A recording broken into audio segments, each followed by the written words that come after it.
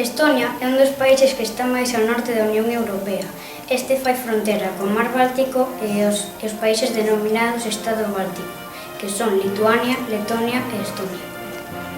A súa capital é Tallinn, que é unha cidade tradicional e moi antiga, aínda que co paso do tempo estáse convertindo nunha cidade máis moderna. Os seus habitantes preferen viaxar en bus ou en tren máis que en coche.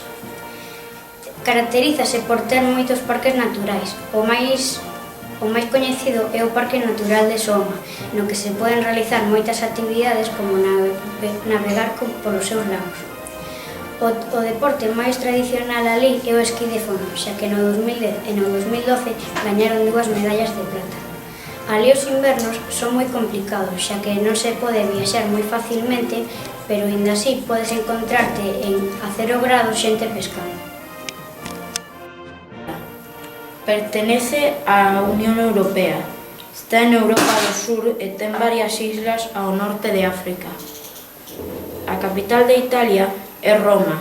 Ten 2.800.000 habitantes e é a cuarta cidade máis poblada da Unión Europea. A moeda é o euro e o idioma é o italiano. As cidades máis importantes de Italia son Roma, onde podemos visitar o Coliseo Romano, que é un anfiteatro cuya construcción moi sólida. En Roma tamén podemos visitar a Fontana de Trevi, que foi construída no século XVIII e duraron 30 anos.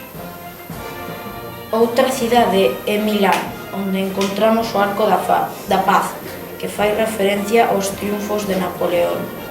En Pisa encóntrase a Torre Inclinada de Pisa. En Florencia podemos ver a Plaza del Duomo e, por último, os candeles de Venecia, que recorren toda a cidade formando unha S ao revés.